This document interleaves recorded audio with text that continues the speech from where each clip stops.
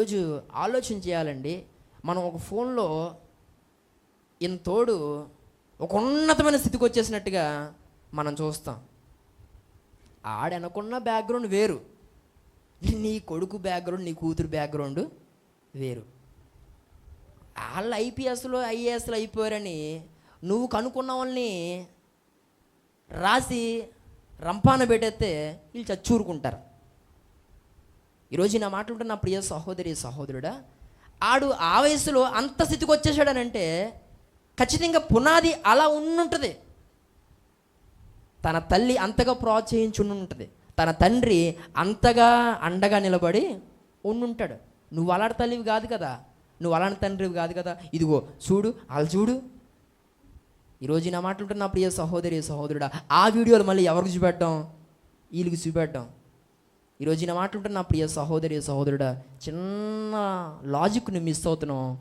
వాళ్ళ తల్లిదండ్రులు వాళ్ళని అలా ప్రోత్సహించారు. నీ పిల్లల్ని నువ్వు ప్రారంభంలో నువ్వు అలా ప్రోత్సహించలేదు కాబట్టి ఇప్పుడు వాళ్ళు అలా అవ్వలేదని నువ్వు వారిని చంపడానికి వీలు లేదు. దేవుని స్తోత్రం కలుగును గాక.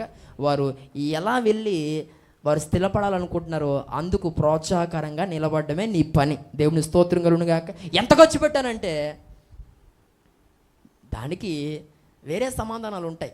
ఈరోజు నా మాట్లాడుతున్న ప్రియ సహోదరి సహోదరుడా, మనం గమనించాల్సిన విషయం ఏంటంటే, ఈరోజు పిల్లరా మనం అర్థం చేసుకోవాల్సిన విషయం ఏంటంటే, ఒకప్పుడు వారి విషయమే నువ్వు ఆలోచించాల్సిన దిశగా నువ్వు ఆలోచించలే, ఇప్పుడు తెగ ఆలోచించేస్తున్నావు. అవ్వదు పని. దేవుని స్తోత్రం కలుగును గాక. ఒకప్పుడు వారు చదువుతానన్నది చదివించావా? నువ్వు చెప్పాలా? నువ్వు చదివించాలనుకున్నది చదివించావు. వారు అవుతానన్నది అవనవలే. నువ్వేది అవ్వాలనుకుంటున్నావో ఆ మార్గంలోకి తీసుకొచ్చావు. ఇప్పుడు ఫెయిల్ అయిపోతుంటే ఏం చేస్తున్నావు? అరే వాళ్ళకి దాని మీద ఇంట్రెస్ట్ లేదు, దానికోసం నువ్వు ఆలోచించడం మానేసి నీ ఆలోచనలో నీవు వారి విషయంలో చూడాలనుకుంటే, నెరవేర్చుకోవాలనుకుంటే అది నిజంగా సరికాదు. దేవుని స్తోత్రం కలుగును గాక. మరి నీకే అన్న ఆలోచన ఉంటే మరి నువ్వే అది అయిపోవచ్చు కదా. దేవుని స్తోత్రం కలుగును గాక. ఈరోజు నా మాట్లాడుతున్న ప్రియ సహోదరి సహోదరుడా, నీ కొడుకు మంచిగా అలా అవ్వాలనుకున్నావు అనుకో, పని అవుతలేదు ఆడి ద్వారా, నువ్వు అయిపో. అలా ఎందుకు వచ్చింది? అవకాశం ఉంటే అయిపో.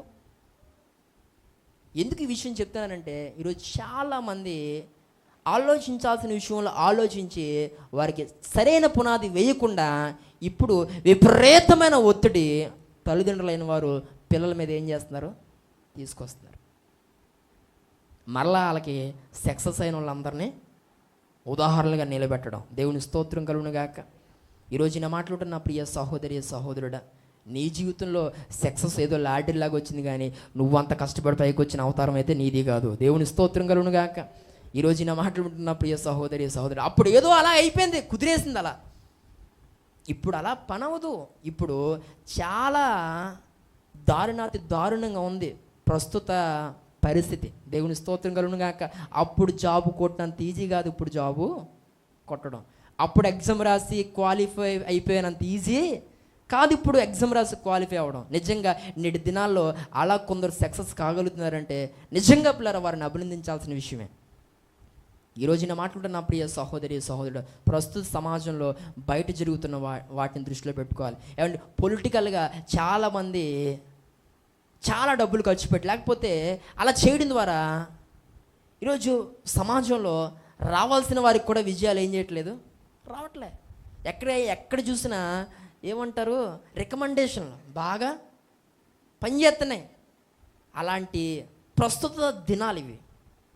ఏమండి, అన్యాయంగా విజయాలు సొంతం చేసుకునేటువంటి దినాలు. ఇలాంటి పరిస్థితుల్లో కొంచెం నిక్కర్చిగా చదివి విజయం సాధించడానికి కొంత టైము పడుతుంది. దేవుని స్తోత్రం కలుగును గాక. దేవుడు వారికి ఆ విజయాన్ని ఇస్తాడు. నువ్వు వారి కోసం ప్రార్థించి వారిని ప్రోత్సహించాలి తప్ప వారిని నిరుత్సాహపరచడానికి వీలు లేదు. దేవుని స్తోత్రం కలుగును గాక. ఎందుకు ఈ విషయాలని మాట్లాడుతున్నానంటే, ఆలోచించాల్సిన టైంలో నువ్వు ఆలోచించలే, ఇప్పుడు ఆలోచించకంతలా. దేవుని స్తోత్రం కలుగును గాక. దయచేసి వారు క్షేమం కొరకు లేక వారు స్థిరత్వం కొరకు ప్రార్థన మాత్రమే చేయాలి.